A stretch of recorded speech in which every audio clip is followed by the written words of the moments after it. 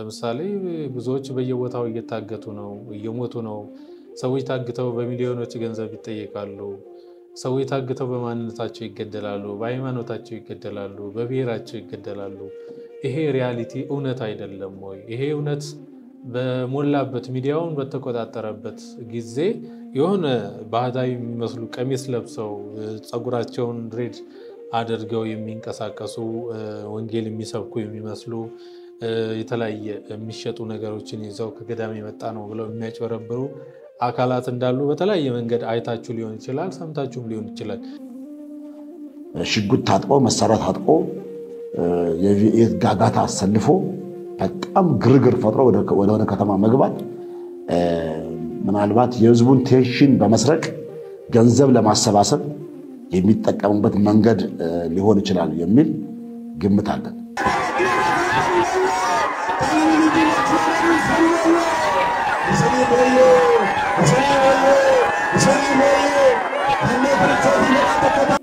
ለምንስ ብቻውን አይደለም አጃቢዎችስ ምን ያደርጋሉ ምን ያስፈልጋል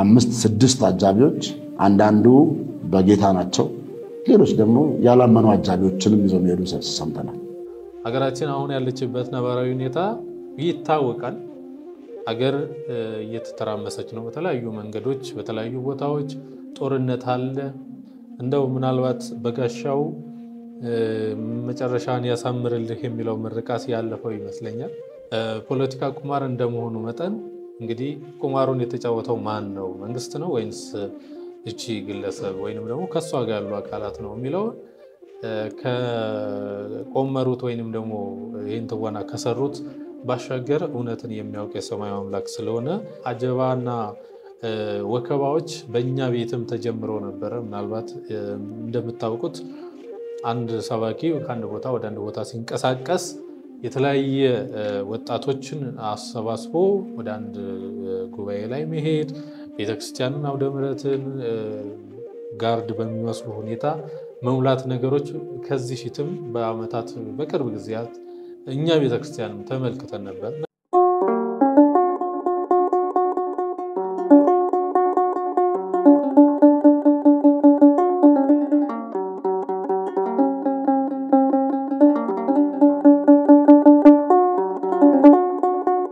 ሰላም የተወደዳችሁና የተከበራችሁ የመንክር ሚዲያ ተመልካቾች እንደምንሰነበታችሁ እንደምንቆያችሁ እንግዲህ እንደ እግዚአብሔር መልካም ፍቃድ ከረጅም ወራቶች በኋላ ያቆምናቸውን ወቅታዊ የቤተክርስቲያን ጉዳዮችንና ሀገራዊ ጉዳዮችን በተመለከተ ወደናንተ መረጃዎችንና ማስረጃዎችን ወደናንተ የምናቀርብበት ወቅታዊ ፕሮግራም ወቅታዊ መንክር ፕሮግራም ከተቋረጠ ወይንም ደግሞ በተለያዩ ጉዳዮች ከቆመ በኋላ ከረጅም ወራት በኋላ ዛሬ ወደናንተ በድጋሚ መተናል ወቅታዊ ቤተክርስቲያንን የሚመለከቱ እንዲሁም ደግሞ ሀገራዊ ጉዳዮችን በተመለከተ ወደናንተ መረጃዎችንና ማስረጃዎችን የምናደርስበት ወቅታዊ የመንክር ፕሮግራም ነው እስከ መጨረሻው ድረስ አብራችሁን እንድትከታተሉ ግብዣችን ነው በመጀመሪያ ደረጃ በዛሬው በመንክር ወቅታዊ ፕሮግራማችን ላይ ያዝነው እንግዲህ እንደሚታወቀው ሰሞኑን አየሩን የሞላው የብዙዎቻችንን ቀልብ የገዛው ወይንም ደግሞ ብዙዎቻችን ትኩረታችንን ያደረግንበት የህታችን በኢቢኤስ ቴሌቪዥን ላይ ቀርባ ሐሳቧን ወይንም ደግሞ የደረሰባትን መከራ የገለጸችው ዶክመንታሪ ብዙዎቻችንን በመጀመሪያ ደረጃ አሳዝኖናል አስለቅሶናል በኋላ ደግሞ ፌክ እንደሆነ የተለያዩ መንግስታዊ ተቋማት ሐሳባቸውን ገልጸዋል አለፍ ሲልም ደግሞ በኢቲቪ እና በፋና ዶክመንታሪ ተሰርቶ ተመልክተናል እሱም በተመለከተ እንደ መንፈሳዊ ይዘት ወይንም እንደ መንፈሳዊ መልእክት ሳይሆን እንደ ዜጋ ወይንም ደግሞ እንደ ሰባዊነት የተሰማኝን ወይንም ደግሞ ቢሆን በየ የማስበውን ሐሳብ ለእናንተ ማካፈል ፈልጋለሁ እንግዲህ እቺ ሴት መንግስት ባወጣው መረጃ መሰረት ለትወና ተጠርታ በትወና መንገድ ያንን ሁሉ እንደሰራች ተገልጿል በዚህ በኩል ደግሞ የሷን የሚደግፉ አካላት ደግሞ ነገሩ እውነት ነው ትወና አይደለም ትክክለኛ ሪያሊቲ ነው የሚሉ አካላት አሉ። እኔ ከሁለቱም አካል አይደለሁም። ትወናም ነው አልልም፣ እንዲሁም ደግሞ ሪያሊቲም ነው አልልም። ምክንያቱም ባላየሁት ባልሰማሁት እርግጠኛ ባልሆንኩበት ሁለቱም በዶክመንታሪ ደረጃ በቀረበበት ሁኔታ የትኛው እውነት ነው የሚለውን ይሄ ነው እውነቱ ብዬ ለመያዝ እቸገራለሁ። እንደ ዜጋ ግን የሚሰማኝ ሐሳብ ምንድነው? ለምሳሌ መንግስት ይሄ ነገር እውነት አይደለም ሐሰት ነው የተቀነባበረ ነው ብሎ ዶክመንታሪ ሰርቷል። የሷ ሐሳብ ወይንም ደግሞ ተፈጸመብኝ ያለችው ድርጊት ውሸት እንኳን ቢሆን አገራችን ላይ እየተፈጸሙ ያሉ በደሎችና ስቃዮች ሪያሊቲው የሚታዩ ብዙ ሪያሊቲ የሆኑ ነገሮች አሉ። እነኛንስ በምን መሸፈን እንችላለን? ለምሳሌ ብዙዎች በየቦታው እየታገቱ ነው፣ እየሞቱ ነው። ሰዎች ታግተው በሚሊዮኖች ገንዘብ ይጠየቃሉ። ሰዎች ታግተው በማንነታቸው ይገደላሉ፣ በሃይማኖታቸው ይገደላሉ፣ በብሔራቸው ይገደላሉ። ይሄ ሪያሊቲ እውነት አይደለም ወይ? ይሄ እውነት በሞላበት ሚዲያውን በተቆጣጠረበት ጊዜ የአንድን ሴት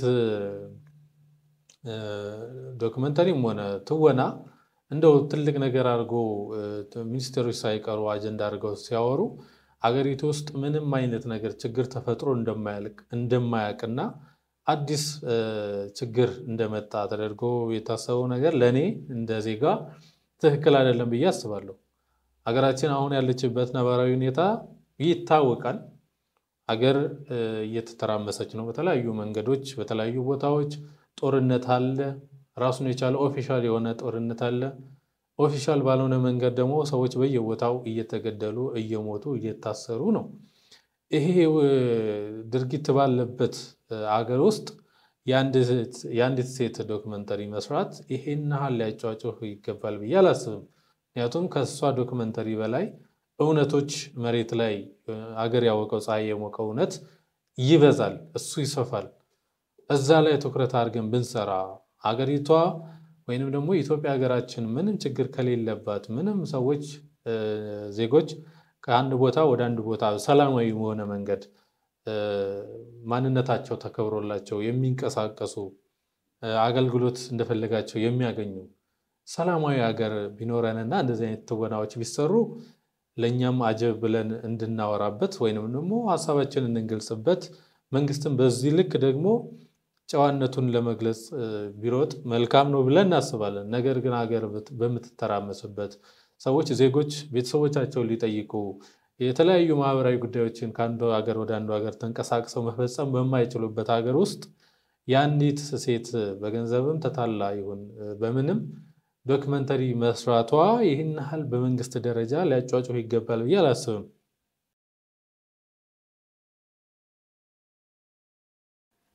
መንግስት ከዚህ የበለጡ ችግሮችን ያውቃል።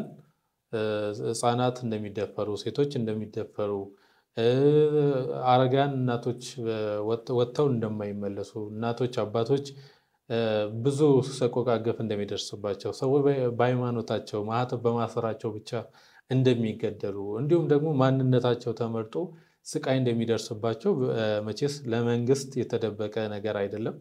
ይሄ ነገር በሚፈጸምበት ሀገር ውስጥ የአንዲት ሴት ትወና በዚህ ልክ ሊያጫጭህን አይገባም። ሴትየዋ ወይንም ልጅቷ ይሄንን ነገር በትወና መልክ ወይንም ደግሞ ሪያሊቲ ባልሆነ መንገድ ገንዘብ ተከፍሏት ለተለያየ ዓላማ ሰርታው ከሆነ አንድ መግለጫ በቂ ነው ብዬ አስባለሁ። እንደ መንግስት አንድ መግለጫ እውነቱ ይሄ ነው ብሎ መግለጫውን ካወጣ በኋላ ሀገራችን መንግስት አለ፣ ህግ አለ፣ ህግ ይዳኛታል። በህግ ደረጃ የምትጠየቅበት ከዚህ የባሱ ፖለቲካዊ አጀንዳዎችን ይዘው የሚንቀሳቀሱ አካላት በህግ እየተጠየቁ ያሉበት ሁኔታ ስላለ እሷም በህግ የምትጠየቅበት መንገድ መፈጠር ነበረበት እንጂ እንዲህ ሀገር የሚያተራምስ ጉዳይ አይደለም ብዬ አስባለሁ። እንግዲህ እውነቱ ማን ጋር ነው ያለው የሚለውን ፖለቲከኞች ራሳቸው በተለያዩ መድረኮች ፖለቲካ ቁማር ነው ብለው ሲናገሩ ሰምተናልና ፖለቲካ ቁማር እንደመሆኑ መጠን እንግዲህ ቁማሩን የተጫወተው ማን ነው? መንግስት ነው ወይንስ እቺ ግለሰብ ወይንም ደግሞ ከሷ ጋር ያሉ አካላት ነው የሚለው ከቆመሩት ወይንም ደግሞ ይሄን ትወና ከሰሩት ባሻገር እውነትን የሚያውቅ የሰማዩ አምላክ ስለሆነ እሱ እውነቱን ያወጣ ወይንም ደግሞ ስተት በሰሩ አካላት ላይ ደግሞ ፍርዱን ይስጥ ነው የምንለው። እንደ ሀገር ግን አታተራምሱን ንትርኩ ቢቆም ወይንም ደግሞ አገራችን አሁን ያለችበት የኑሮ ውድነቱ የተለያዩ ብዙ የሚያሳስቡን ጉዳዮች አሉና በዚህ በጾም ላይ ደግሞ እንደዚህ አይነት አጀንዳ ፈጥሮ እርስ በራስ ማናከስ በራሱ ከእግዚአብሔር ጋር የሚያለያይ ስለሆነ ቢቆም መልካም ነው ብዬ አስባለሁ። እንደዚህ ጋር ሐሳቤን የምገልጽበት እንጂ ሃይማኖታዊ ኢሹ ሆኖ አይደለም፣ ግን አየሩን የሞላው ሰው ስለሆነ ማለት ነው። እና እንደው እንደ መንግስትም ሰከን ብንል መንግስት እንደ መንግስት የመንግስትን ስራ ቢሰራ በግል እንደሚንቀሳቀሱ አክቲቪስቶች ሰጣ ገባ ውስጥ ባይገባ የተለያዩ በቃ ቲቪንም ጨምሮ ሌላ ፋና፣ ዋልታ፣ ሌሎችም የመንግስታዊ ሚዲያዎች ከመንግስት ሚዲያነት አልፈው የግለሰብ ሐሳብ የሚያስተናግዱ ወይንም ደግሞ የአንድ አክቲቪስት ሚዲያ ነው የሚመስሉትና እንደው ከክብራችንም ከማንነታችንም ከምንታወቅበትም ከፍታ ባንወርድ ወቅታዊ ነገሮች በመጡ ቁጥር እንደ ተቋም እንጂ እንደ ግል ሐሳቦችን ባንሰጥ ወይንም ደግሞ ሐሳቦችን ወደ ህዝቡ ባናደርስ መልካም ነው። ስለዚህ ቲቪ እና ፋና እየሄዱበት ያለው ወይንም ደግሞ መንግስትም እንደ መንግስት እየሄደበት ያለው ነገር ምናልባትም ትክክል አይደለም። ከክብሩም ወይንም ከማንነቱ ከከፍታውም የሚያወርደውም ስለሆነ ከአክቲቪስቶች የባሰ ማንነት ላይ እየወረደ ስለሆነ ቢስተካከል ብዬ አስባለሁ። እንደዚህ ጋር ይሄን በዚህ ላይ የነበረኝ ሐሳብ ይሄ ነው ማለት ነው።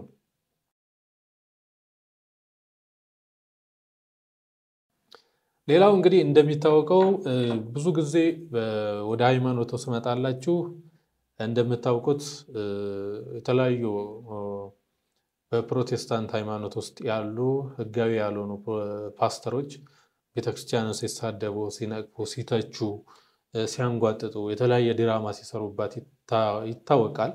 ለምሳሌ ልክ ኢቢኤስ ድራማን ሰራ እንደተባለው ሁሉ እነኚህ ፓስተሮችም በኦርቶዶክስ ላይ ድራማ እየሰሩ ቀድሞም ኦርቶዶክስ ያልሆኑ አካላት ኦርቶዶክስ ነን እያሉ በኦርቶዶክስ ላይ ያጡት ነገር እንዳለና በፕሮቴስታንቱ ዘንድ ደግሞ የተሻለ ሃይማኖታዊ ስርዓት እያገኙ እንደሆነ የተለያየ ድራማ ሲሰራ ብዙ ጊዜ ተመልክተናል። በዛም ጉዳይ ላይ ብዙ አዝነናል። እንደ መንግስትም ደግሞ ይህንን ጉዳይ አይቶ ህጋዊነት ወይንም ደግሞ ተጠያቂነት እንዲኖር ቤተክርስቲያንም በተቋም ደረጃ ብዙ ደክማለች፣ ብዙ ተጉዛበታለች። እንዲሁም ደግሞ ምዕመኖቿም ወይንም ደግሞ የሚመለከታቸው ቤተክርስቲያን አካላትም ብዙ ጊዜ ሐሳባቸውን ሰጥተዋል በጨዋነት። ነገር ግን ይሄ ነገር እየባሰ መጥቶ የፕሮቴስታንት ፓስተሮች ከኦርቶዶክሳውያን ወይንም ደግሞ ከተቋም ከቤተክርስቲያን ጋር ከመጋጨት አልፎ እርስ በራሳቸው ወደ መጋጨት ደረጃ ደርሷል።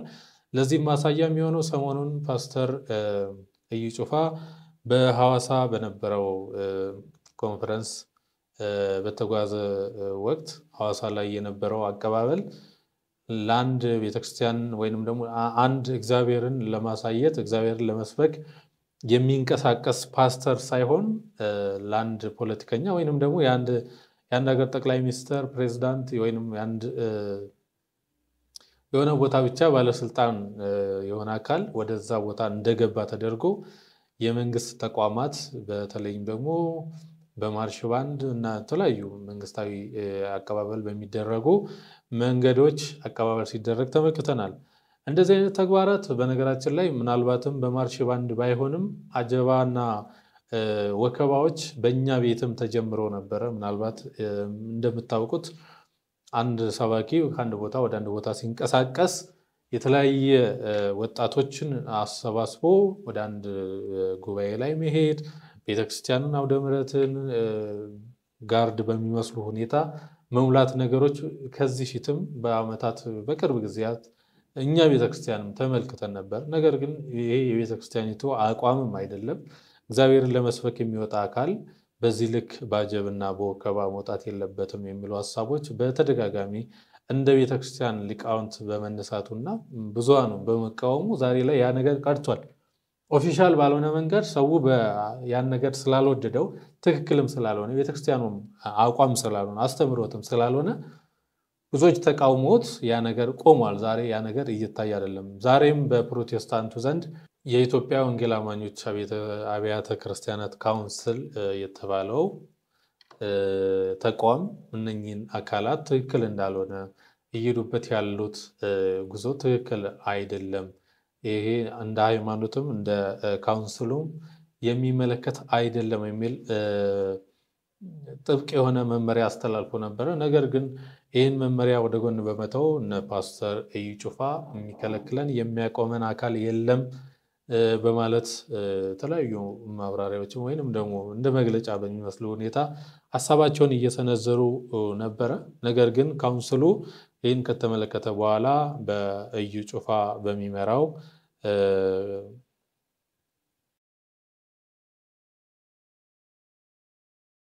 ቤተክርስቲያን እግድ እንደወጣበት የተለያዩ መረጃዎች እየወጡ ነው። ደብዳቤውንም ተመልክተናል።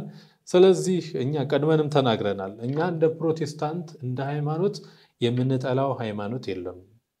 በተለይ ደረጃ ይሄ ሃይማኖት ለኛ ጠላት ነው ብለን የምንጠላው ሃይማኖት የለም። እንደማንኛውም አገር ላይ እንደሚኖር እንደማንኛውም ማህበራዊ ህይወት እንደሚኖር ብዙ ሃይማኖቶች አሉ። ተከባብረን ተዋደን ለመኖር የምንፈልግ ዜጎች መሆናችን፣ ነገር ግን ቤተክርስቲያኑን የማይወክሉ ወይንም ደግሞ ሃይማኖትን የማይወክሉ ግለሰቦች እየተነሱ የሚያደርጉት ጥፋት ከፕሮቴስታንቱ ጋር እንድንጣላ ያደረገን ነውና አባካቸው አስተካክሉልን የሚሉ ሐሳቦች በተደጋጋሚ ተነስተው ታይተዋል። ያ ነው አድርጎ ዛሬ በካውንስሉ ደረጃ ይሄ ነገር እንዲቆም ውሳኔ የተሰጠው። ስለዚህ እዩ ጩፋ የሚመራው ቤተክርስቲያን የትኛውም ቦታ ላይ አገልግሎት እንዳይሰጥ ታግዷል። ምናልባትም እንግዲህ ካውንስሉ ኃይል ካለው ወይንም ደግሞ ስልጣን ካለው በዚህ ልክ ነገሮችን ማስቆምና ማረጋጋት የሚችል ከሆነ ቀጣይ የሚኖረው የፓስተር እዩ ጩፋ ጉዞ ምን ይሆናል የሚለውን የምንመለከተው ይሆናል። ነገር ግን ካውንስሉ ምንም አይነት ከመግለጫ የዘለለ ኃይልና ጉልበት ከሌለው ግን እኚህን የመሰሉ ተቋም ማይመራቸው የበላይ አካል የሌላቸው አካላት እንደፈለጋቸው ምዕመኑን እየተጫወቱበት ይኖራሉ። በዚህ ልክ ደግሞ መንግስትም እንደ መንግስት ደግሞ እንደዚህ አይነት ጋጣወጦችን ህግን የማያከብሩ የበላይ አካላትን የሚመሯቸውን አካላትን የማያከብሩ ሰዎችን ከለላ እየሰጠ እንደዚህ አጀብ ባያደርግ ደግሞ የተሻለ ይሆናል። ምክንያቱም አንድ አገልጋይ በመጀመሪያ የበላይ አካልን በሃይማኖት ውስጥ ያሉትን የበላይ አካላትን መስማት ማዳመጥ አለበት። ያን ማዳመጥ ካልቻለ እንዴትስ የእግዚአብሔር መንግስት ሊሰብክ ይችላል? እግዚአብሔር እንግዲህ የጥበብ መጀመሪያ እግዚአብሔርን መፍራት ነው ተብሏል። እግዚአብሔርን የሚፈራ ሰው ደግሞ ታላላቆቹን እንዲያከብር፣ ወንድሞቹን እንዲያከብር፣ አባቶቹን እንዲያከብር የተቀመጠ መጽሐፍ ቅዱሳዊ አስተምሮ ስለሆነ ያን ማክበር ከአንድ ፓስተር የሚጠበቅም ነገር ስለሆነ ያን ካላደረገ እንግዲህ ቀጣይ የሚመጣውን ነገሮች የምናየው ሊሆን ይችላል። እስቲ የኢትዮጵያ ወንጌል አማኞች ቤተክርስቲያን ካውንስል የሰጠውን ማብራሪያ ተመልክተን እንምጣ። ዘይት እየሸጡ ያሉ ተቋማትና ግለሰቦች ዝርዝር መረጃዎች ተጠናክረው ደርሶናል። በዚሁ መሰረት በቅርቡ ተወስኖ ለሚዲያ ይፋ ይደረጋል። ያው ደንባችን ላይ በተቀመጠው መሰረት የሚገባውን አይነት ውሳኔ እናስተላልፋለን ማለት ነው። ምዕመናኑም ከዚህ መጠበቅ አለባቸው። ሌላው እንደው ባይነሳም ለሚዲያ አካላት ማንሳትም አንዳንድ አካላት ስለሚጠብቁ መናገሩ ጥሩ ነው። ይሄ ኮንፈረንስን አስመልክቶ ሲኬድ የሚደረግ አጀብ በጦር መሳሪያ ታጅቦ ወደ ከተማ የሚገባ ሁኔታ ይሄ የወንጌል አማኞች አስተምህሮ በፍጹም እንቃወማለን። እንደዚህ አይነት ነገር እኛ አንደግፍም። የመንግስት አካላትም አንድ አገልጋይ ወደ ከተማ ሲገባ ፖሊስ አሰልፈው እንግዲህ እኚህ ግለሰብ ወይንም ደግሞ የወንጌል አማኞች ቤተክርስቲያን ካውንስል ጻፊ የሆኑት የሚመለከታቸው ጻፊ ናቸውና ይሄን ነገር እንቃወማለን ያሉት ይሄን እነሱ ዛሬ የተቃወሙትን ተቃውሞ እኛ እንደ ሚዲያም ሆነ የተለያዩ ግለሰቦች በተለይ ኦርቶዶክሳውያን በጣም ረጅም ጊዜ ተቃውመናል። ትክክል አይደለም። የዘይት ችርቻሮች እና እነኚህ መሰል የሆኑ እግዚአብሔርን የማይገልጹ መንገዶች ትክክል አይደሉም። ምናልባትም የሚመለከተው የበላይ አካል ሃይማኖቱን የሚወክል የበላይ አካል ካለ ለምን አይጠይቅም የሚል ሐሳቦችን በተደጋጋሚ በተለያዩ ወንድሞች ሐሳቦች ተነስተዋል። ዛሬ ነው እንግዲህ እነኚህ ሰዎች የባነኑት፣ ዛሬ ነው የተመለከቱት። ከዚህም በፊት ከዚህ የባሱ አቀባበሎች ሲደረጉ አይተናል። ዛሬ እንዴት ተነስተው እንዴት እንደተገለጠላቸውና ይህን ሊቃወሙ እንደቻሉ እንግዲህ እግዚአብሔር በራሱ ጊዜ ነገሮችን የሚያደርግበት የራሱ ምክንያት ስላለው በወቅቱ ላይሰሙን ይችላሉ። ዛሬ ሰምተው ይህን ነገር ለመተግበር ተነስተዋል፣ ወይንም ደግሞ እየሄዱበት ያለው ነገር ትክክል አይደለም በሚል ተቃውመውታል ማለት ነው። የመንግስት አካላትም ጦር መሳሪያ ሲይዘው አጀብ ፈጥረው ግርግር ተፈጥሮ ከተማው ላይ ሌላ አካል የገባ እስኪመስል ድረስ እንደዚህ ማድረግ ተገቢ ነው ብለን እናምናለን። ይሄ እንደዚህ ማድረጋቸው ለወንጌል አማኞች ክብር መስጠትም አይደለም። የመቃብር ስፍራ አጥቶ የሚቸገር ምዕመናን ስላለ የመንግስት አካላት እሱን ያርጉልን። አንድ ነብይ በመኪናና በመሳሪያ ከሚያጅቡልን የጸሎት ቤት አጥቶ የሚቸገር በክራይ ቤት የሚሰቃይ ብዙ አገልጋይ አለ። የመቃብር ስፍራ አጥቶ የሚቸገር ብዙ ህዝብ አለ። መንግስት እሱን ይስራልለኛ። አጀብ ግን ለምን ያስፈልጋል? ጦሩ የመንግስት ነው፣ ሰራዊቱ የመንግስት ነው እና ከተማው ላይ አንድ ኃይል የገባ እስኪመስል ድረስ የሚፈጠሩ ግርግሮች ተገቢ አይደሉም። እሱ ላይም ካውንስሉ እርምጃ ወስዷል። እንደዚህ የሚያደርጉ አገልጋዮች፣ የተለያየ ስያሜ ያላቸው አገልጋዮች እንግዲህ ይህንን መግለጫ ካወጡ በኋላ ፓስተር እዩ ጩፋ ይህን ከተመለከቱ በኋላ ያላቸውን ተከታይ ያላቸውን አቅም ስለሚያውቁት ይህን መግለጫ ወደ ጎን በማድረግ ሌላ ፌዝ በሚመስል ሁኔታ ሌላ መልእክት ነው ያስተላለፉት። አልፎ ተርፎ አብይንና ፓስተር እዩ ጩፋን የሚያስቆማቸው የለም በሚመስል ደረጃ ፌዝ የሆነ መልእክቶችንም ወደ ማስተላለፍ ደረጃ ነው የደረሱት። ይህንን ከጣሱ በኋላ ነው እንግዲህ ካውንስሉ አግጃለሁ ምንም አይነት እንቅስቃሴ እንዳይፈጸም በማለት እግድ ያወጣው ማለት ነው። በዚህ መሰረት መንግስት እንደዚህ ያሉ ወጣቶችን ወይንም ደግሞ ሃይማኖቱን የማይወክሉ አካላትን ከሚያጅብ ለሃይማኖቱ የሚመቸውን ወይንም ደግሞ አማኙ መቅበሪያ ስፍራ አጥቶ እየተሰቃየ ነውና እንደው መቅበሪያ ቦታ ቢሰጥ ይሻላል እነኚህን ከሚያጅብ ትክክለኛ ለሃይማኖቱ ተቆርቆሮ ከሆነ የሚል አይነት መልእክት ነው የተናገሩት። ሊታረሙ ይገባል ብለን በጥብቅ ነው እኛ ይሄን የምንቃወመው።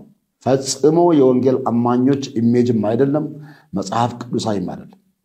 ምንድነው ትርጉሙ? በመሳሪያ ታጅቦ በዛ ሁሉ ግርግር ወደ አንድ ከተማ መግባት ምንድነው ትርጉሙ? መጽሐፍ ቅዱሳዊ ቤኔፊቱ ቫልዩ ምንድነው? እሱ ነው ትርጉም አልባ ነው ለኛ። ስለዚህ እኛ ኢየሱስ ክርስቶስ ባልሄደበት መንገድ ከመጽሐፍ ቅዱስ ባልተማርነው መንገድ በዚህ መንገድ ግርግር ፈጥረን መሄድ ሌላ መልእክት አለው። እንግዲህ ስጋት አለ ማለት ነው። በመሳሪያ ታጅቦ የገባ አንድ አገልጋይ ከተማው ላይ የሚፈራው ወይ ከህዝብ የተበደረው ገንዘብ አለ ወይ ከዚህ ቀደም ከህዝቡ ወስዶ ያስቀረው ነገር አለ። ለዛ ከተማ ላይ አደጋ ሊያደርስበት የሚችል የሆነ አካል አለ ማለት ነው። ታጅቦ ከገባ ሰላም ከሆነ ወንጌል ሊሰብክ የሚገባ ከሆነ ወንጌል ሊያገለግል የሚገባ ከሆነ ምን ያስፈልጋል? ከዚህ መልእክት የምንመለከተው እንግዲህ ትክክለኛ ሐሳብ ነው። አንድ ሰው እግዚአብሔርን የሚያገለግል ከሆነ እግዚአብሔርን መንግስት የሚገልጽ ከሆነ ምንም አይነት የሚያስፈራ ነገሮች የሉም። ነገር ግን በመንፈሳዊ ህይወታችን ውስጥ መንፈሳዊ በመምሰል አገልጋይ በመምሰል በተለይም ደግሞ ፕሮቴስታንቱ ዘንድ ብቻ አይደለም እዚህም እኛ ቤት ውስጥም ኦርቶዶክስ ውስጥም ሰባኪ በመምሰል በአጠቃላይ የቤተክርስቲያን ልጅ በመምሰል የሚደረጉ ወንጀሎች አሉ፣ የሚፈጸሙ ወንጀሎች አሉ። ለምሳሌ ህዝብን ማታለል ሊሆን ይችላል፣ በቤተክርስቲያን ስም ገንዘብ መሰብሰብ ሊሆን ይችላል፣ የሆነ ሰንበዲ የሆነን አካልን ማሳዘን መበደል ሊሆን ይችላል። ያ ሰው እንደዚህ አይነት አካሄድ ውስጥ ካለ ደግሞ በሚንቀሳቀስበት እንቅስቃሴ ውስጥ ሁሉ በፍርሃት ነው የሚንቀሳቀሰውና እንግዲህ እኚህ የካውንስሉ ጻፊ እንደሚናገሩት የሚፈራው አካል ከሌለ የሚያሳዝነው አካል ከሌለ የቀማው ወይንም ደግሞ ያሳዝነው አካል ከሌለ ምን ያስፈራዋል? ለምንስ በመንግስት አጃቢዎች ታጅቦ ለምን ይገባል የሚል አይነት መልእክት ነው። አዎ እውነት ነው። ትክክለኛ የእግዚአብሔር መንግስት የሚገልጽና የእግዚአብሔር አገልጋይ የሆነ ሰው እግዚአብሔርን ነው ጋሻው መከታው ጠባቂው አድርጎ መንቀሳቀስ ያለበት እንጂ እግዚአብሔር ላይ ሊተወኝ ይችላል። የሰራውን ያውቃል። መቼስ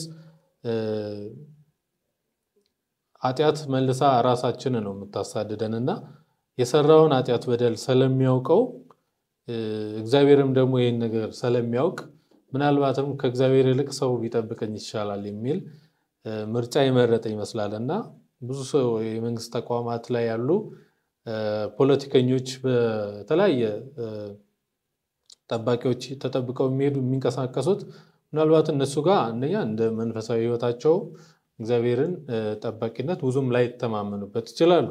በሁለተኛ ደረጃ ደግሞ ፖለቲካ ቁማር ነው ብዬ ቀደም እንደተናገርኩት ቁማሮች ላይ ደግሞ ብዙ ምናሳዝናቸው ብዙ ምናስከፋቸው እኛን ሊያጠፉ የሚችሉ ሰዎችንም እንፈጥራለንና ምናልባትም በመንንቀሳቀስበት እንቅስቃሴያችን ላይ አደጋ ላይ ልንወድቅ ስለምንችል ጠባቂ ግዴታ አስፈላጊ ሆኖ ሊገኝ ይችላል።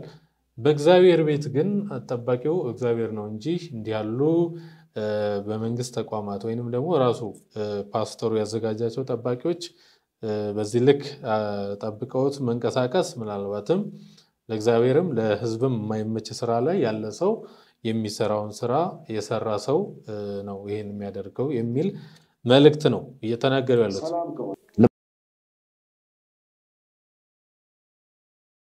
ለምንስ ብቻውን አይደለም? አጃቢዎችስ ምን ያደርጋሉ? ምን ያስፈልጋሉ? 5-6 አጃቢዎች አንዳንዱ በጌታ ናቸው፣ ሌሎች ደግሞ ያላመኑ አጃቢዎችንም ይዘው የሚሄዱ ሰምተናል። ሽጉጥ ታጥቆ መሳሪያ ታጥቆ የቪኤት ጋጋታ አሰልፎ በጣም ግርግር ፈጥሮ ወደ ከተማ መግባት ምናልባት የህዝቡን ቴንሽን በመስረቅ ገንዘብ ለማሰባሰብ የሚጠቀሙበት መንገድ ሊሆን ይችላል የሚል ግምት አለን። ስለዚህ እንደዚህ አይነት ነገሮችን ሁሉ አስመልክቶ በቅርቡ እንሰጣለን መግለጫ። መታገድ ያለባቸው ካሉ ይታገዳሉ። በፍጹም ይሄን ኮምፕሮማይዝ አናደርግም። ምክንያቱም በካውንስሉ አብረን በጋራ መታገድ ያለባቸው ይታገዳሉ ነው ያሉት። ይሄን ባሉ በአንድ ቀን ልዩነት ውስጥ ነው መግለጫውን የተመለከቱት ወይንም የነኚህ ህገወጥ መንገድ እየተጓዙ ያሉት አካላት ፌዝ የሚመስል መልእክት ካስተላለፉ በኋላ ነው ካውንስሉ ደግሞ እንግዲህ ያወጣባቸውና ያው እንደዛቱት ተግባራዊ ያደርገውታል ማለት ነው። ምክንያቱም በካውንስሉ አብረን በጋራ ስናመልክ በጋራ ስናገለግል በጋራ ስንታቀፍ ካውንስል ለእንደዚህ አይነት ነገሮች ጥላ ሆኖ አይደለም፣ እንዲታረሙ እንዲመለሱ እንዲስተካከሉ ነግረናል። ተደጋጋሚ በአካል ተነግሯቸዋል፣ በጽሁፍ ተነግሯቸዋል፣ ሰርቲፊኬት ሲወስዱ ፈርመዋል። ይሄ ሁሉ ተደርጎ አንመለስም ብለው የዘይት ንግዳቸውን ከቀጠሉበት ዘይት መነገድ በካውንስሉ ፈጽሞ ስለማይፈቀድ ችርቻሮ እሱን የሚፈልግ ሰው ካለ ሱቅ ከፍቶ ማከፋፈያ ከፍቶ አድርጎ የዘይት ማከፋፈያ ከፍቶ እዛ መክፈት ይችላል። በራሱ ንግድ ፍቃድ ከመንግስት ወስዶ ይችላል ማከፋፈል። በካውንስል ፍቃድ ግን አይቻልም።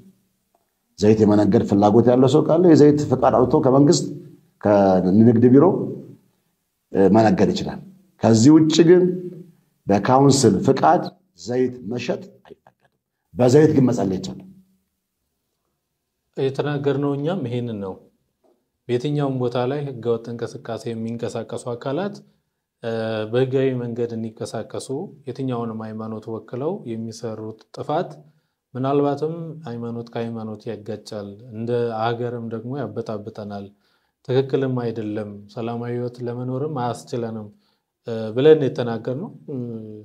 እንግዲህ የዚህ መግለጫም ሐሳቡ ዘይት መሸጥ እንደዚህ አይነት ተግባራትን መፈጸም ካውንስሉ እንደማይፈቅደው በተለይም ደግሞ ይሄን ፍቃድ ሲወስዱ ፈርመው አምነውበት እንደዚህ አይነት ተግባራት ላይ እንደማይገቡ አምነውበት እንደወሰዱ ነው የሚገልጹት። እንግዲህ ይሄን አስፈርመው ከሰጧቸው ሊያርሟቸውና ሊያስተካክሏቸው የሚገባው ዛሬ አልነበረም። ዛሬ ብዙ ተከታይ ይዘው ከጠፉና ከተወላገዱ በኋላ ዛሬ ላይ ምናልባትም ለካውንስሉ አስቸጋሪና የማይታረቁበት ሁኔታ ላይ ነው ያሉት። ምናልባት ትክክል አይደሉም ብለው ካሰቡ ገና ሲጀምሩ በእንቁላሉ በቀጣሽኝ እንደሚባለው አስቀድመው ቢቀጧቸው ኖሮ ዛሬ ለሚሰጧቸው መመሪያ ሁሉ ተገዢ ሆነው ተግባራዊ ያደርጉት ነበር። አሁን ግን በብዙ ሚሊዮኖች ተከታይ ካፈሩ በኋላ ምናልባትም ካውንስሉ ወደ እነሱ ከመግባት ውጪ ወደ ካውንስሉ መጥተው ይስተካከላሉ ብዬ አላምንም። እስቲ ዞሮ ዞሮ የሚሆነውን ወደፊት እናየዋለን፣ እንመለከተዋለን። ችግር የለውም። መጽሐፍ ቅዱሳዊ ነው። ዘይት ቀብቶ መጸለይ ይችላል። እኛ እያልን ያለነው የ1 ሊትር ዘይት 1000 ቦታ ከፋፍሎ ብልቃጥ ላይ ፎቶ ለጥፈው በዚህ ከጸለይክ ትፈወሳለህ እያሉ ለሰዎች ማስተማር የስተት ትምህርት የስተት ልምምድ ይባላል ነውና ህዝቡ የእግዚአብሔርን ቃል እንዳይሰማ፣ ህዝቡ ወደ እግዚአብሔር እንዳይቀርብ፣ ህዝቡ ከእግዚአብሔር ጋር ጤናማ ነገር እንዳይኖረው የሚያደርጉ ናቸው። ለዚህ ነው ግርግሩንም የሚፈጠርበት ምክንያት አንዱ ይሄ ነውና በዚህ አጋጣሚ ለሁሉም ክልሎች የማስተላለፈው መልእክት እንደዚህ አይነት ጥሪ ሲደረግላቸው አጀብ መሳሪያ ይዞ ማጀብ ተገቢ አይደለም። ተገቢ ስላልሆነ ኦፊሻሊ ደብዳቤም ጽፈናል ለሁሉም ክልሎች። ይሄ ነገር ቢጠየቁም እንኳን የመንግስት አካላት እና በተለይ ሴኩሪቲ አካላት ከዚህ ነገር ትንሽ ጠበቅ ቢሉ። ኮንፈረንስ ከተካሄደ ሰው ከፍተኛ መገፋፋት ስላለ ሰው እየፈተሹ ሊያስገቡ እሱ ይጠበቅ ይችላል። እኛ ያለነው እሱን አይደለም የምንለው። አንድ አገልጋይ ሲገባ ግን ለአገልጋይ አቀባበል ለማድረግ 6-7 ፓትሮል መሳሪያ ይዞ አገልጋዩ መሃል አድርጎ የሚደረገው አጀብ ይሄ ከኛ አስተምሮ ውጭ ነው። አይፈቅድም። የኛ አስተምሮ ስለማይፈቅድ ይሄንን ነገር እንዲያቆሙ ሲጠየቁም እነሱ ኖ እንዲሉ በዚህ አጋጣሚ ለነሱ መልእክት አስተላልፋለሁ። ዘይት የምትሸጡ አገልጋዮችም አቆሙ።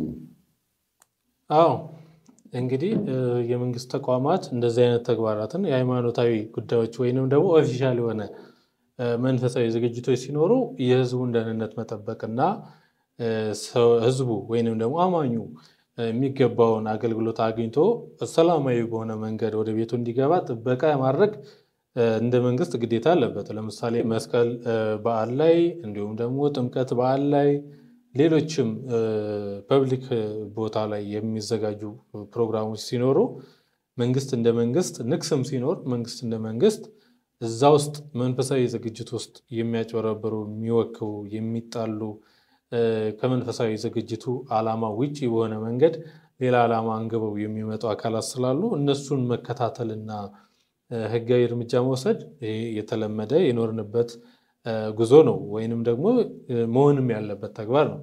ከዛ ውጪ ግን አንድ የቤተክርስቲያን ኦርቶዶክስም ይሁን የፕሮቴስታንት ለአገልግሎት ሲመጣ የሚታጀብበትና በተለይ ደግሞ ከአማኙ ውጪ በሆነ መንገድ የመንግስት ተቋማት የመንግስት አካላት የጸጥታ አካላት እንደው መኪና ደርድረው ማጀብ ምናልባትም የተቋቋሙበትን ዓላማ ህዝብን የማገልገል ዓላማ ወጥተው ምናልባትም ላንድ ሃይማኖት የተቋቋሙ እስከሚመስል ድረስ ነው እየተንቀሳቀሱ ያሉት። በተለይ ደግሞ እንደዚህ አይነት ተግባራት የሚታዩት ወደ ደቡብ አካባቢ ነው። ደቡብ ላይ የተለያዩ ቦታ ላይ እንደዚህ አይነት ኮንፈረንስ ሲዘጋጅ ፓስተሮች ሲመጡ የመንግስት ተቋማት ኃላፊነታቸውን ረስተው ጠባቂነታቸውን ረስተው የዛ አካል ባለቤት ሆነው ሲያጅቡ እንመለከታለን በተደጋጋሚ። ይሄንንም ተቃውመናል በተደጋጋሚ።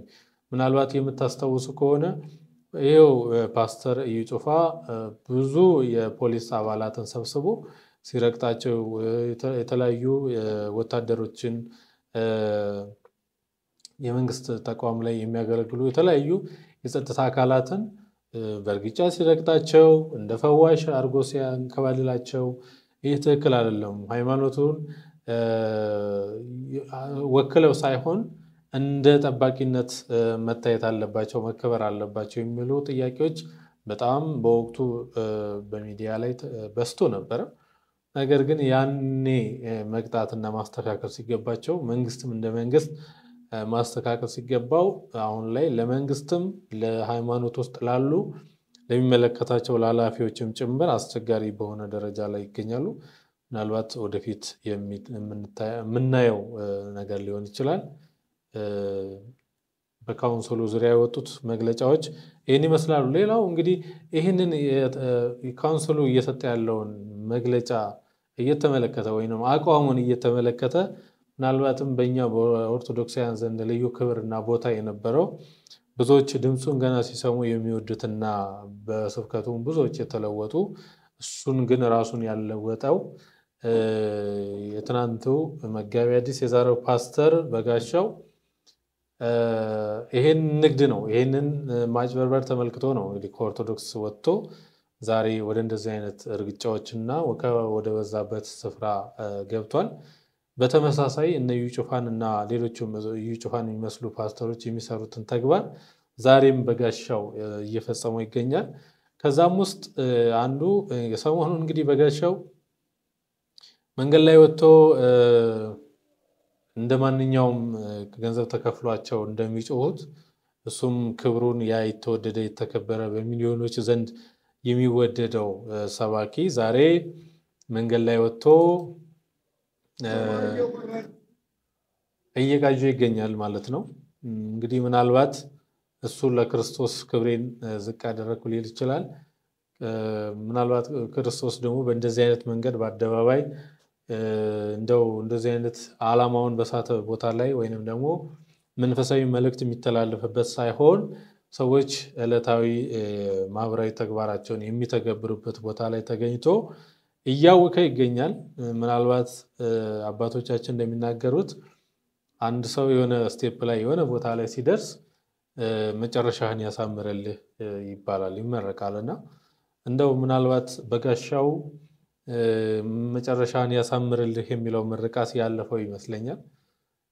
መጨረሻው አላማርም ግን አሁንም መጨረሻው አይደለም። እግዚአብሔር ቀን ከሰጠውና እድሜ ከሰጠው ምናልባት ተጸጽቶ እየሄደበት ያለው ነገር ትክክል ካልሆነ ተመልሶ ወደ አከበረችው ቤተክርስቲያን ተከብሮ መጨረሻው አምሮ የሚኖርበትን መንገድ መፍጠር ከቻለ ዛሬም እድላለሁ። ነገር ግን አሁን እየሄደበት ያለው ነገር ተመሳሳይ ነው ዩጩፋና ሌሎች መሰል ፓስተሮች የሚሰሩትን ተግባር ለማድረግ ወደ መንገድ ወጥቷል ማለት ነው። እስኪ እንመልከተው። ሰማይ የወረደው ከድንግል የተወለደው በስጋና በደም የተካፈለው በመካከላችን የተመላለሰው ስለ ኃጢአታችን ቤዛ የሆነው በመስቀል ላይ የሞተው በቀራንዮ የተቀበረው እኛን ስለማጥረቅ ከሙታን ደግሞ ተለይቶ በሦስተኛው ቀን የተነሳው በክብር ወደ ሰማይ ያረገው ዳግመኛ ለፍርድ የሚመጣው የታመንለት ኢየሱስ ጌታ ነው። አሜን። ኢየሱስ ጌታ ነው። ኢየሱስ ጌታ ነው። ዛሬ የወጣነው ሰላም ለምድራችን ለመስበክ ነው። አሜን። ሰላም ለሀገራችን ለመስበክ ነው። አሜን። ሰላም ለኢትዮጵያ ለማወጅ ነው። አሜን። የሰላም ንጉሡ ኢየሱስ ነው። አሜን። የሰላም አለቃው ኢየሱስ ነው። አሜን። የሰላም ጌታው ኢየሱስ ነው። አሜን። ሀገሬ ዕረፍትሽ ኢየሱስ ነው። አሜን። የችግሮችሽ መፍትሄ ኢየሱስ ነው። አሜን። የእንቆቅልሽሽ መፍቻው ቁልፍ ወንጌል ነው። አሜን። አራቱ ማዕዘን ሰላም እንዲሆን፣ አሜን። ዕረፍት እንዲሆን፣ አሜን። ክብር እንዲሆን፣ አሜን። አዳኝሽ ጌታን፣ አሜን። አዳኝሽ ጌታን፣ አሜን። አቤቱ አሁን አድን፣ አሜን። አቤቱ አሁን አቅና፣ አሜን። አቤቱ አሁን አድን፣ አሜን። እንደምትመለከቱት የሚሰብከው እዟቸው የወጣቸውን ወይንም ደግሞ አብረውት ለዚህ ዓላማ የወጡትን መልሶ እነሱ ነው የሚሰብካቸው። እየሰበከ ያለው እሱ ያስተማረ ያለውን ትምህርት የማይቀበሉ ወይንም ደግሞ የሆነን አካል ሰብስቦ መንገድ ላይ ወደሱ ሃይማኖት ወይንም ደግሞ እሱ የሚያስተምረውን አስተምረው ሊቀበሉለት የሚችሉ አካላትን አይደለም እያስተማረ ያለው። ቀድመው አስተምሮቱን የሱን ዓላማ አንግበው የወጡ ልብሱን ለብሰው እሱ የለበሰውን ልብስ ለብሰው የወጡትን መልሶ እነሱን ነው እያስተማራቸው ያለው። እነሱን የሚያስተምር ከሆነ ከአዳራሽ መውጣት ለምን አስፈለገ? እዛው እነሱን ሰብስቦ እዛው ማስተማር ይችል ነበር። ነገር ግን የምትፈልገው ያው እዛ ቤት አብዛኛው ሾው ይበዛል። ፓስተር በጋሻው አልፎ ተርፎ ከፕሮቴስታንትነቱ ከታድሶነቱ ከፕሮቴስታንትነቱ አልፎ ተርፎ ለወንጌል ብሎ አደባባይ ወጣ የሚል ስያሜ ወይንም ደግሞ ክብር በእነሱ ዘንድ ያው እንደዚህ አይነት ነገር ማድረግ አደባባይ ላይ ወጥቶ መቀባጠር ክብር ነው። በተለያየ ቲክቶክ ላይ በተለያዩ ቪዲዮዎችን አይታችሁ ሊሆን ይችላል።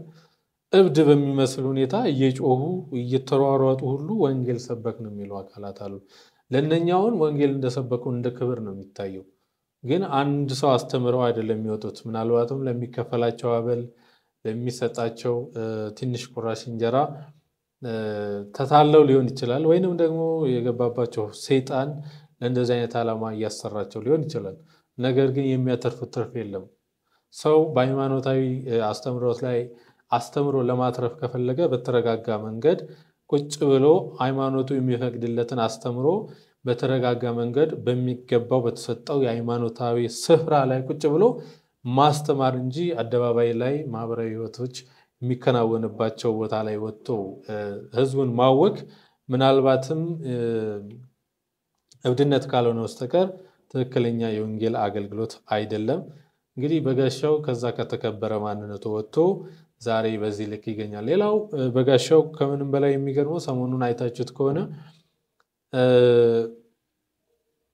ዘራፍ የሚል መልእክት አይታችሁ ከሆነ አላቅም ዘራፍ ለኢየሱስ ብሎ አሁን ደግሞ በቀረርቶ ደረጃ ወይንም ደግሞ አንድ ጀግና ሀገራዊ ተቋማት ላይ ወይንም የጸጥታ አካላት በውትድርና ህይወት ውስጥ ያለፈ አካል እንደሚሰራው አይነት ነገር ነው ሲሰራው የተመለከተው። ያን ደግሞ እዛው በአዳራሹ ላይ በሚያስተምርበት በራሱ አዳራሽ ላይ ዘራፍ ለኢየሱስ እያለ ተመልክተናል። ይሄ ሰው በምን አይነት ደረጃ ከሰባዊነትም ከሃይማኖትም አስተምሮ ከማንነትም እየወጣ እንደሆነ የምንመለከተው አንዱ መረጃችን ነው። ምናልባትም እብደታቸውን ለማሳየት ወይንም ደግሞ ይሄዱበት ያለው ስተት በምን ያህል ልዩነት በምን ያህል ከሃይማኖታዊ ወይንም ካውንስሉ ከፈቀደላቸው መቼስ አሮማ የሚል ቤተክርስቲያን ሲመሰረት በካውንስሉ ፍቃድ ተሰጥቶት ነውና እንግዲህ በጋሻውም ቀጣይ የሚቀረው አንደኛ በስሙ ዘይት አዘጋጅቶ መነገድ ነው። ሌላ ነብዩ ጩፋ የሚሰሩትን ተግባር መስራት ነው የቀረው እንጂ አሁን ላይ ተቃርቧልና ነገም እሱም የሚታገድበት መንገድ እንደሚመጣ ጥርጥር የለንም። ምናልባትም እንደዚህ አይነት ተግባራት ሃይማኖትን የማይወክሉ ተግባራት በፕሮቴስታንቱ ዘንድ ብቻ አይደለም በእኛም በቤተክርስቲያን ውስጥ የሚፈጸሙ ቤተክርስቲያንን የማይወክሉ ብዙ ተግባራቶች አሉ። ከዛ ውስጥ በተለያየ ቤተክርስቲያን ንግስ ለማንገስ ስትሄዱ ቤተክርስቲያን በር ላይ ከንግሱ ውጪ በሆነ መንገድ የሆነ ባህታዊ የሚመስሉ ቀሚስ ለብሰው ጸጉራቸውን ድሬድ አድርገው የሚንቀሳቀሱ ወንጌል የሚሰብኩ የሚመስሉ የተለያየ የሚሸጡ ነገሮችን ይዘው ከገዳም የመጣ ነው ብለው የሚያጭበረብሩ አካላት እንዳሉ በተለያየ መንገድ አይታችሁ ሊሆን ይችላል ሰምታችሁም ሊሆን ይችላል። አሁን ያ ነገር ደግሞ ዛሬ ቤተክርስቲያን ላይ ሆኖ ተመልክቻለሁ። እንግዲህ እኚህ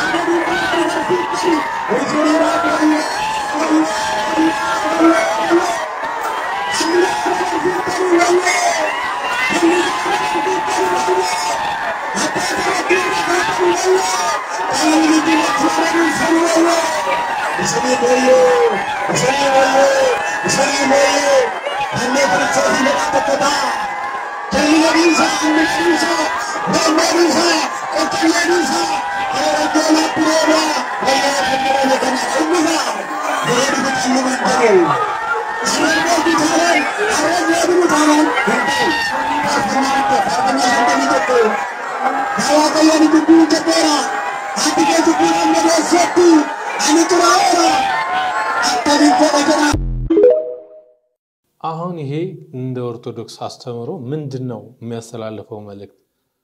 የትኛው ሐዋርያ የትኛው ቤተክርስቲያን ቅዱሳን አባቶቻችን መቼ በየትኛው መጽሐፍ ተጽፎ ያነበብነው ወይስ ደግሞ የትኛው ገድል ላይ ተመለከትነው ነው? እንዲህ ያሉ ህገወጥ ተግባራት በፕሮቴስታንቱ ዘንድ ብቻ አይደለም በእኛው በኦርቶዶክሳውያንም ዘንድ በጣም የተስፋፉ ህገወጥ ያልሆኑ ጉዞዎች አሉ። ቤተክርስቲያን እንደ ተቋም እነኚህንም ደግሞ የማይወክላት እንደሆነ ትክክል እንዳልሆነ በተቋም ደረጃ ልታረማቸው ይገባል። ለምሳሌ ይሄ ቤተክርስቲያን ውስጥ ኦፊሻል በሆነ ቦታ ቤተክርስቲያን አውደ ምሕረት ላይ ነው እየተፈጸመ ያለው። እንዲህ አይነት ተግባር ሲፈጸሙ ደግሞ በመጀመሪያ ደረጃ የቤተክርስቲያኑን አስተዳዳሪ መጠየቅ፣ የቤተክርስቲያኑ አስተዳዳሪ አልፎ ተርፎ ደግሞ የወረዳ ቤተ ክህነት አለ፣ ሀገረ ስብከት አለ፣ ጠቅላይ ቤተ ክህነት አለ፣ ቋሚ ሲኖዶስ አለ፣ እንዲሁም ደግሞ ሲኖዶሱ አለ፣ ዋናው ሲኖዶስ አለ። በዚህ ደረጃ በተዋረድ የሚገባውን ጥያቄ መጠየቅና አሁን ምዕመኑ ምንድነው እያደረገ ያለው? ለቅሶ ነው የሚመስለው የሆነ ባህታዊ የሞቱ ወይንም ደግሞ ራሳቸውን እየገደሉ ያሉ የሚመስለው እንጂ በዚህ ደረጃ እንግዲህ ለቅሶ በሚመስል ደረጃ ነው ሰው እየተጫጫኸ ያለው። ወድቆ መሬት ላይ ነው የሚንፈራፈረው፣ እያለቀሰ እየጮኸ ነው። ምንድነው? በዚህ መንገድ በዚህ ደግሞ መንፈስ የያዛቸው የሚጮሁ አካላት አሉ።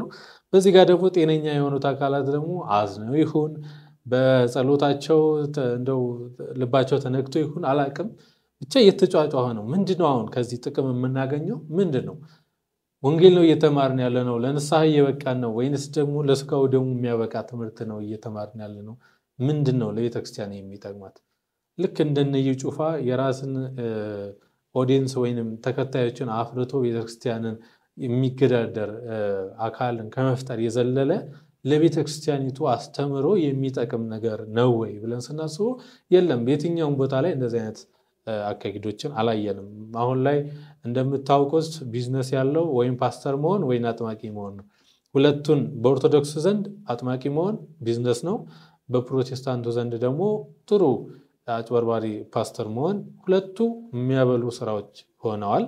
እንግዲህ ከዚህ ውስጥ አንዱ እንደዚህ ያለ ባህታዊ የሚመስሉ ከኋላቸው ኮንፈርት አድርገው እንዳያማቸው ኮንፈርት አድርገው ነገር ግን በኮንፈርቱ ላይ ነው በሰንሰለት ራሳቸውን የሚቀጠቅጡት። ትክክለኛ የሃይማኖት አባቶች ወይንም ደግሞ ገዳማውያን ባህታውያን ግን እንዲህ በአደባባይ ወጥተው ጽድቃቸውን ለዓለም የሚያሳዩ ሳይሆኑ ጽድቃቸውን እግዚአብሔር የሚገልጽላቸው እነሱ ፈልገው ሳይሆን እነሱ እንኳን ባይፈልጉ እግዚአብሔር በራሱ ጊዜ ለአስተማሪያነት በፈለገ ሰዓት እንደሚፈልገው መጠን ለሕዝብ ይገልጻቸዋል እንጂ በዚህ ልክ ራሳቸውን ጽድቃቸውን ሊያሳዩ በየቦታው ላይ እንደ ዘፈን ኮንሰርት ካንዱ ደብር ወደ አንዱ ደብር ካንዱ ቦታ ወደ አንዱ ቦታ ተንቀሳቅሰው ጽድቃቸውን የሚያሳዩ አባቶች የሉንም። ምናልባትም ይሄ ቢዝነስ ወይንም ደግሞ የራስን ህይወት ለማካበት የሚሰሩ የሚፈጠሩ ተግባራት ናቸው። ያው እቺ ቤተክርስቲያን በብዙ መንገድ ትፈተናለች። ሰዎች በህጋዊ መንገድ ይፈትኗታል፣ ህጋዊ ባልሆነ መንገድ ይፈትኗታል።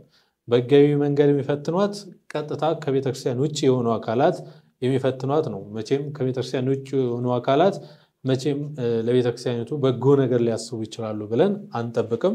ህጋዊ ጠላቶች ወይንም ደግሞ ለቤተክርስቲያን የማይበጁ የማይቆሙላት ናቸው ብለን የምናስባቸው ናቸው።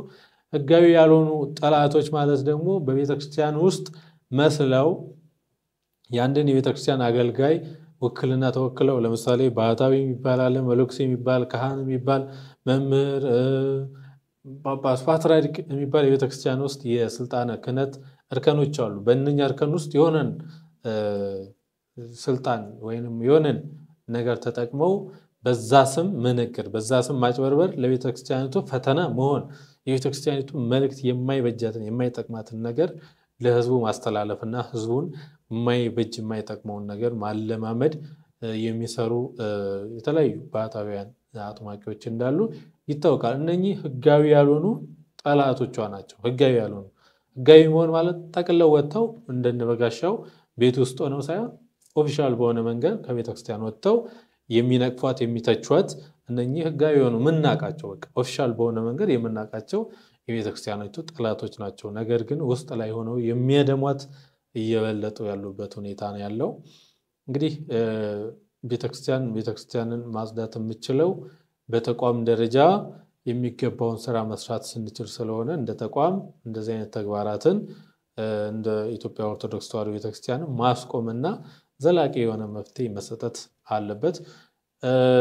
ለዛሬ ያዘጋጀውላችሁ ወቅታዊ ወይንም ደግሞ እንደ መግቢያ ያቆምነውን ወቅታዊ መረጃዎች ለማስቀጠል ይረዳን ዘንድ ወደ እናንተ ይዤላችሁ የመጣሁት መረጃዎች ማስረጃዎች እነኚህ ናቸው። በቀጣይ ደግሞ በሌሎች ወቅታዊ ቤተክርስቲያንን የሚመለከቱ ቤተክርስቲያንን የሚተቹ አካላትም ካሉ ከድርጊታቸው እንዲቆጠቡ ለቤተክርስቲያን በጎ ነገር የሰሩ አካላት ካሉ ደግሞ በጎ ነገር እንደሰሩ እንዲሁም ደግሞ ቤተክርስቲያን ውስጥም የሚነሱ አስተምሮት ላይ ልዩነቶች አሉ። ለምሳሌ ልዩነት ያለው ወይም ቤተክርስቲያን የማይጠቅም ቤተክርስቲያን የማትለውን አስተምሮ የሚያስተምር አካል ካለ ደግሞ ያንን የሚያርም አካል ይኖራልና የሚያርመውንም ስተቱንም የታረመውንም ወደ እናንተ ይዘንላችሁ እንመጣለን። እንዲሁም ደግሞ በቋሚነት ወደ እናንተ የምናስተላልፋቸው ጋብቻን የተመለከቱ ሳምንታዊ ፕሮግራሞችም ይቀጥላሉ። ሌሎችም መንፈሳዊ ዝማሬዎችን ስብከቶችን በመንከር ሚዲያ ላይ ወደ እናንተ እናደርሳለን። ለዛሬ ግን ወደ እናንተ ይዤላችሁ የመጣሁት ወቅታዊ መረጃ ይህን ይመስላል። ሐሳቡን ከወደዳችሁት ወይንም ደግሞ ቤተክርስቲያንን ይወክላል ሀገርን ይበጃል ለቤተክርስቲያንም ለሀገርም ይበጃል የምትሉት ሐሳብ ከሆነ ላይክ አድርጉት። እንዲሁም ደግሞ ሼር እያደረጋችሁ ለብዙዎች እንድታደርሱ እጠይቃችኋለሁ። አብሬያችሁ የቆየሁት እኔ ዘማሪ ሚኪያስ ነበርኩኝ። በቀጣይ እስከምንገናኝ ድረስ ቸር ይቆየን።